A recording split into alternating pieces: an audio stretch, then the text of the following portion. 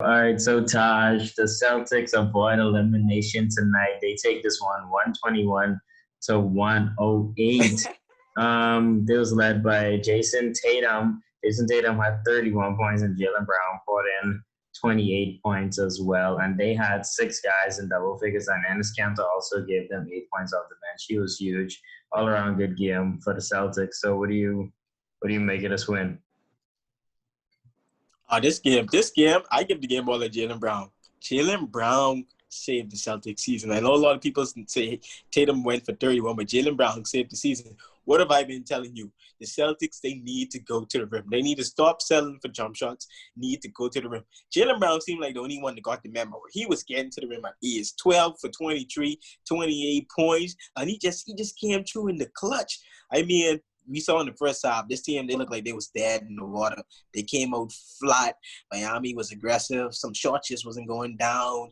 Some calls didn't go their way. It's just everything just seemed like it was just going downhill. And third, I don't know what happened in the third quarter. This team came out booming. We don't usually see this from the Celtics. The Celtics have actually been outscored in the third quarter this entire postseason. They've been outscored in the third quarter. But this third quarter, they came out booming. They was down like, 12 coming into the third, and then next thing you know, they were up 9 points. They went on a 20-2 run. I say this is Celtics basketball. Today, in the second half, we played Celtics basketball. And I told you guys, if the Celtics play like the Celtics, this Miami Heat team don't have a chance. They're a great team, but we haven't been playing our best basketball. We haven't even been playing close to our best basketball. We've just been hanging around the past games. But this game, we've actually played somewhat a good basketball. Like Kemba Walker, he came through.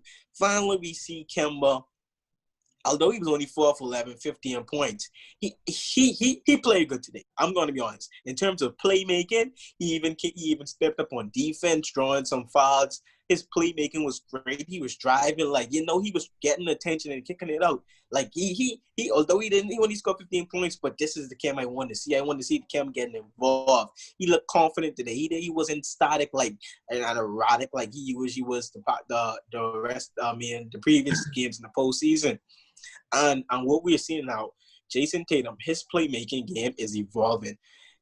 He has six assists today. The other day he had 7 assists. The other day he had 9 assists. His playmaking is evolving. We're seeing him. He is driving, and he realized he's getting a lot of attention, and he's kicking the ball out to jump shooters. His playmaking is really evolving. I think that's what is helping the Celtics team. Between him and Jalen Brown getting to the rim and trying to beat that zone. I don't know. They found a way. They found some life in the second half today, and I really felt good about this team because this is the team we saw in the regular season. What we've been seeing with them against the Raptors and the first couple of games in the series, that wasn't the Celtics we saw during the regular season. This was Celtics basketball. So it's only game 6. It's only series is still 3-2. Still a lot of work to be done, but I'm proud they came out and they fight today, and now they give themselves a chance for the next game. Yeah, yeah. The Celtics they played good. This was a all around good game for them. But it's just Tatum was spectacular in the third quarter, but I didn't hear you always complaining about the Lakers free throws, and Tatum just was marching to the line all night. I know you say nothing with that. I just saying. But anyway, on the Miami Heat side, they the biggest difference in this ball game was the threes. Like Miami they couldn't hit none from three, and I think they shot like 19% from the 3-point line, and the turnovers was pretty even. I think Miami had one more turnover than you guys, so it was even in that department. But the 3-point percentage on Miami isn't going to shoot 19% from three again, and you guys had it going. So I expect this to be, I expect this to be in Game 6 a close ball game, like coming down to the wire. I don't think it'll go over 100 again. I think Miami will lock up on defense, and you guys will come back down to normal because this was for y'all. This is, like I said, close to a perfect game, and this is what y'all been trying to put together. This whole playoff run, like, okay, we got this working now, but did Kemba Walker play bad or Smart play bad this game, or we had too much turnovers, but everything worked out for y'all in this game. And if you guys keep playing like this, y'all will win the series. But I don't think it'll happen again. And I don't think Miami will shoot poorly from the 3-point line like that again. But yeah, those are my takeaways from this game. Well, the Celtics and the Heat, they shot the same amount of free throws, so I don't know where you're trying to go with that. It's not like the Lakers and the Nuggets, where the Lakers are shooting 17 more free throws than the Nuggets. But let's not get into that tonight. But we didn't play out. What's that? I said the entire Miami starting lineup was in foul trouble going into the fourth. So just put that out. So was ours. I mean, Kemba had 5 fouls, Stice had 4, Smart had 4. Like everyone was in foul trouble. Like it's the exact same thing across the board. Like everyone was in foul trouble today. The whistle was getting called both ways, and we both know that. In the fourth. And there were multiple times Kemba he got fouled on 3-pointers where they didn't give him they didn't give him the call. And you also saw in the last play with Tragically, he jumped into Tarj. Tarj is literally running away from him, and they call him for the foul. You saw the replay. That was not a foul, but trust me, it's a lot of calls. Both teams got some bad calls. Both teams. What happened? Tragic followed the game. What are you talking about? No, on the offense, he shot the 3, and Kanter was on defense, and they called Kanter for a foul. That happens all the time. That's normal in them. But was it a foul or not? It was not a foul. So I'm trying to tell you. Both teams did not get the whistle. Both teams got bad and good calls today. It was not one-sided at all. They shot the same amount of free throws. Tatum doesn't average it. He never shoots more than 10 free throws, and he shot 14 tonight. What are you talking about against the Raptors? He shot 12 free throws. We saw him hit. He went to the rack more often than not today, though. You see, Tatum was selling. The entire Celtics team went to the rack more often than not today because they found out that's the way to beat the zone. You have to get a man in the middle, and then you either have to kick it out or you need to drive, and that's what they did today. Most of the guys drive today. They didn't shoot as much threes as Miami. We didn't play well today either. We shot 31% from 3-point. Miami shot 20%. We shot 31. That's not great. That's not by our standards. We usually up around 38, 37. So turnovers was even. Played this playoff run. So don't do that. Who's been the best 3-point shooting team? I said this is by far the best y'all have played this playoff run. So don't be like, y'all. But this is not our best basketball. Let's not act like this is our best basketball. We've seen Miami when they were at their best. I mean, you got Tyler Hero going off for 37, and then you have 3 other starters with 20-plus points. That is their best basketball. They still only won by 3 points. So let's not get it twisted. This was a blowout game. And we played great today, but this was a blow. It's not like Miami, who's playing spectacular, and they went by 1 and 2 and 3 points. So that's the difference between the team. Turnovers was even, so that was usually our problem. We turned the ball over a lot. Turnovers was even. It was a good game. Let me see if I got any more takeaways. I don't know. Iguodala, he isn't looking good for Miami. I'm gonna be honest. Like when he's on the court, I like my eyes just light right up because I know you don't have to guide him. You don't have to guard him. He's going to throw up a bunch of threes. None is going to drop. He's slow on defense. He isn't looking good for Miami.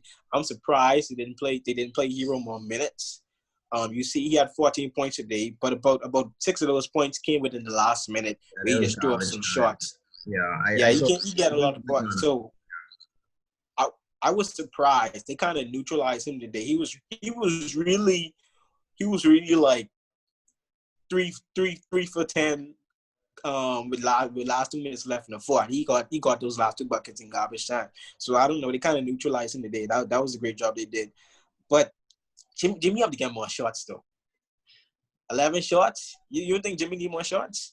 This how the Heat play. Like I've seen this too many times in the regular season with the Heat. Jimmy Butler scored 10 points. That's all they need from him, and they win in games. So I mean, I wouldn't. That's not their game. Like forcing the ball to one person, letting them take all the shots. Now, if someone got it going, like we saw Tyler Hero had it going that night, and they was giving him the ball, and then one night Jimmy had it going against the Bucks, they was giving him the ball. But that's not the type of game they play. So I wouldn't say that. But you really want to know what the difference in this game was? Dice. Yeah, Dice had 15 points, 13 rebounds. By far the most he's had this entire series. This series, he's averaging like 4-on-4. 4.4 rebounds. Today, we saw he got 15 and 13. This is one of the best games I saw from Dice in a minute. And he played great defense too. He had 4 fouls. He usually had that 5 fouls. Like, he had 4 fouls today. Like, 13 rebounds. I haven't seen that from Dice in a minute because Tatum is actually leading the team in rebounds with 10 rebounds per game this series. Like, Dice is really the difference maker in this game between him and JB. They really came out.